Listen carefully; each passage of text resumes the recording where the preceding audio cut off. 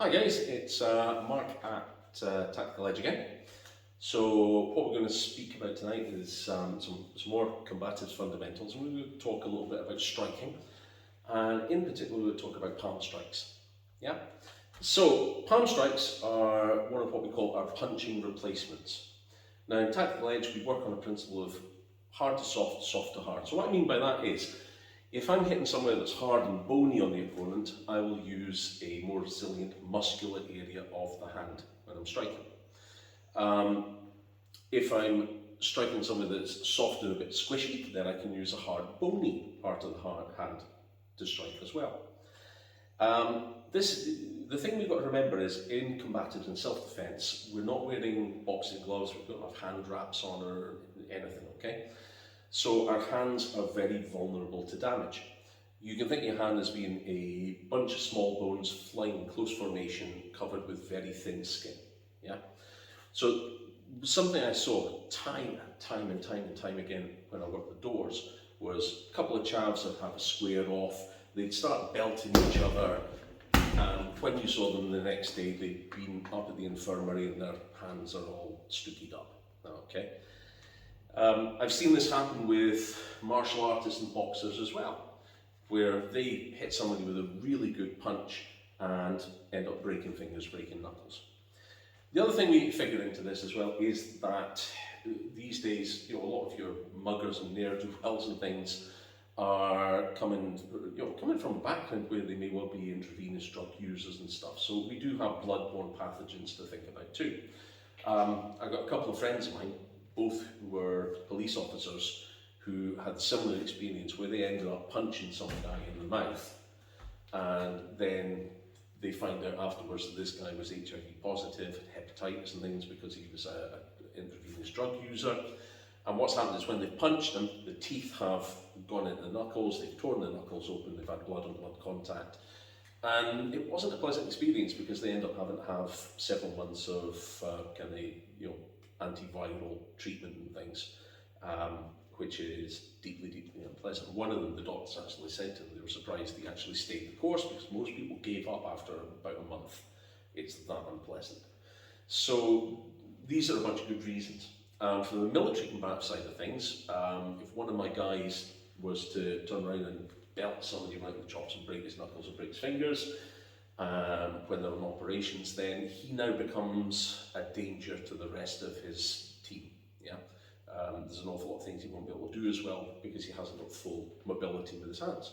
So these are all things that we want to take into account when we're striking. So we like punching replacements. Now, I'm not saying that you can't punch to the face and the head. Martial arts is a big world, it's each to their own. Some people like it, some people don't. Me, from my background working doors and actually using the stuff and hitting people on a regular basis, I'm not a big fan of punching to the face and the head. Yeah, seen too many accidents, too many broken bones.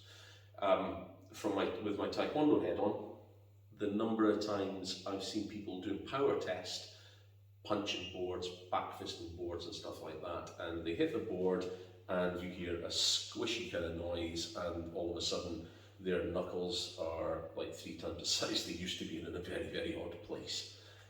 So people damage themselves all the time.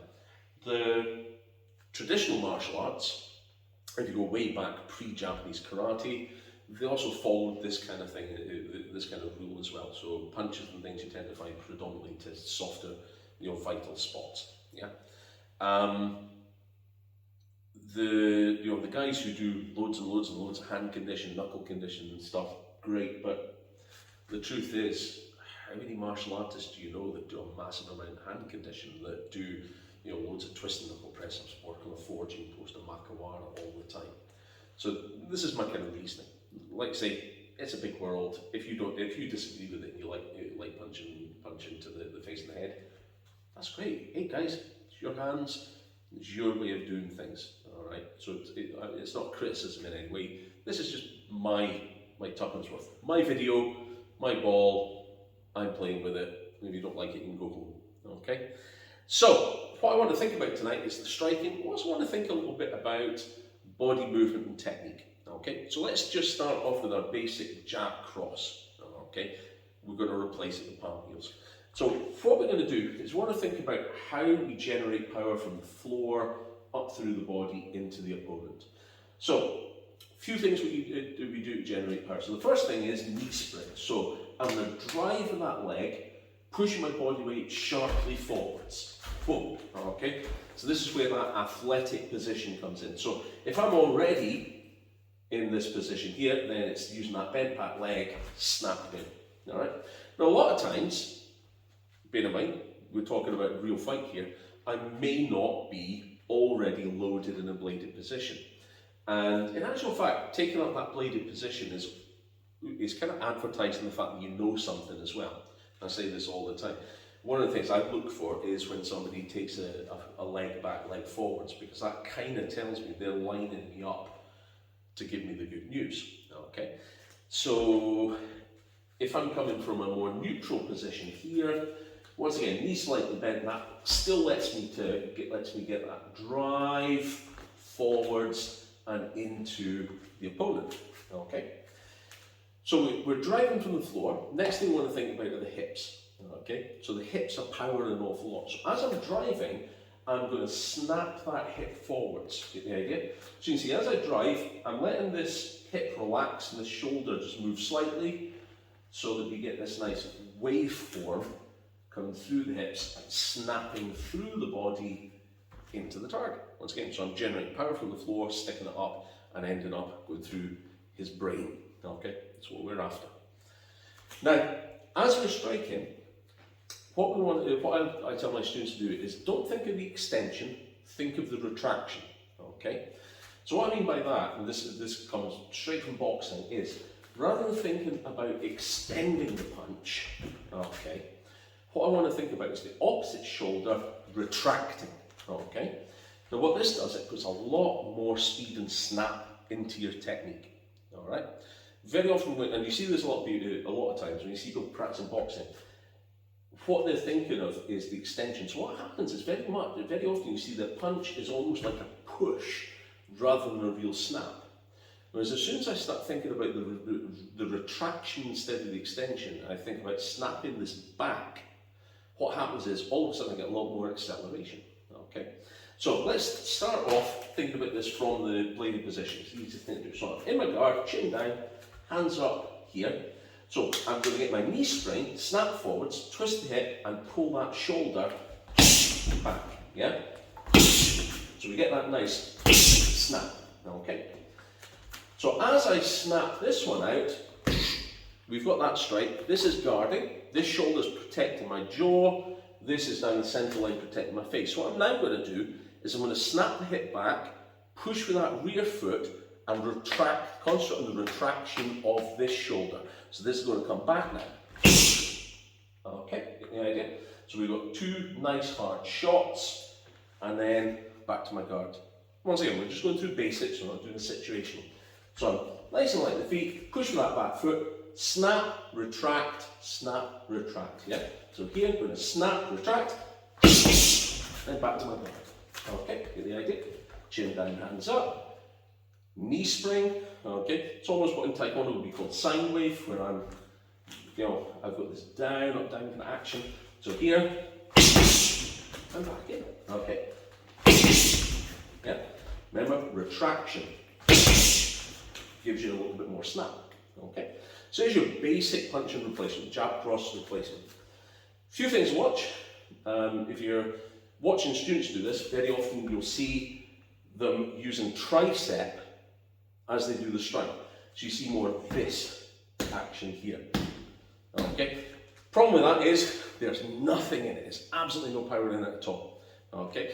So we want to keep the elbows down, chin down. So this is, boom, going straight.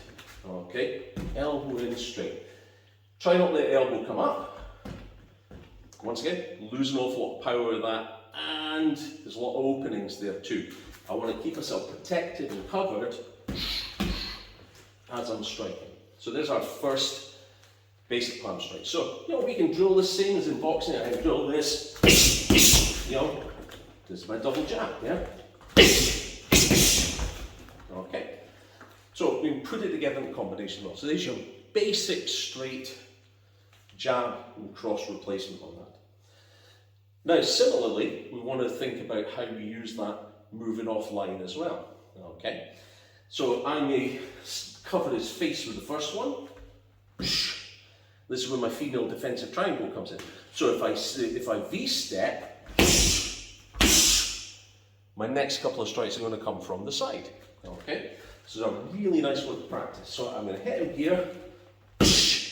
Now I'm not going to retract, step and strike. What I want to do is I really still want to cover that vision here. So I'm going to hit and move. Now, get my next couple of strikes in. Okay. Now if I want to do more of an inquartata, so I hit here, I hit the cross. Now, pivot that rear foot round, and strike from this side now. Okay. So I've gone from here, boom, pivot that rear foot round, inquartata, boom, boom. Okay, get my next strikes in. So those side steps are really nice. Okay, so cover the face, boom.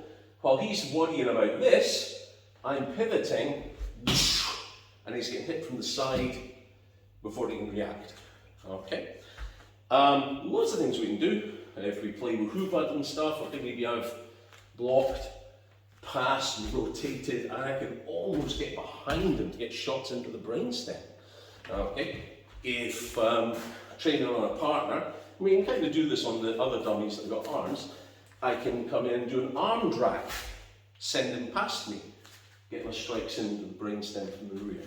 It's a little bit of food for thought there. Now, we can also think about angulation on those straight strikes. So here, I'm going to pop the first one off here. Now, I'm going to break the plane. I'm going to drop and come up under the chin one. Okay, so I can hit. So forwards, snap, break the plane. Maybe he's throwing a hook at me at this point, so I'm going under and coming up under the chin. So it's another really nice one, works well. And these are all, these were kind of go-to strikes for me back when I did the doors. Okay, so that drop and strike from underneath, yeah, one, okay, down up, or just down, striking here. So there's my liver shot now. Broke it from breaking the plane. So if I drop down, liver shot. Now if I invert, palm strike to the groin. Okay. So let's think about the groin slap.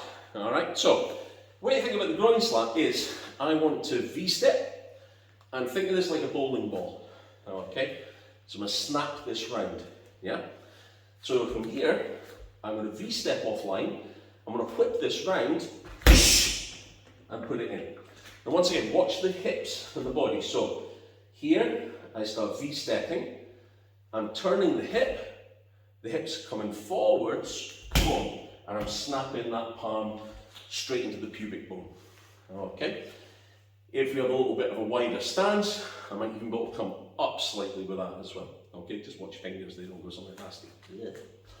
So, groin slap, V-step, I'm going to twist and snap in.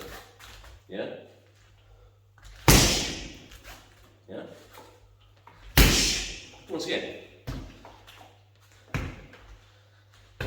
as Apollo Creed says in Little Nicky, it's all in the hips. Okay? So, a few ideas for you there of palm strikes, but it's the body movement and the body dynamics we want to get, because how often do you see people doing palm strikes? It's like this, hand extension. Okay? So I want to, once again, think about body action. The retraction of the shoulder, the hip twist, lowering the weight at the right time, hand and foot striking together. Alright, so hope some of this is useful to you, and we'll see you again sometime. Okay, take care guys, bye.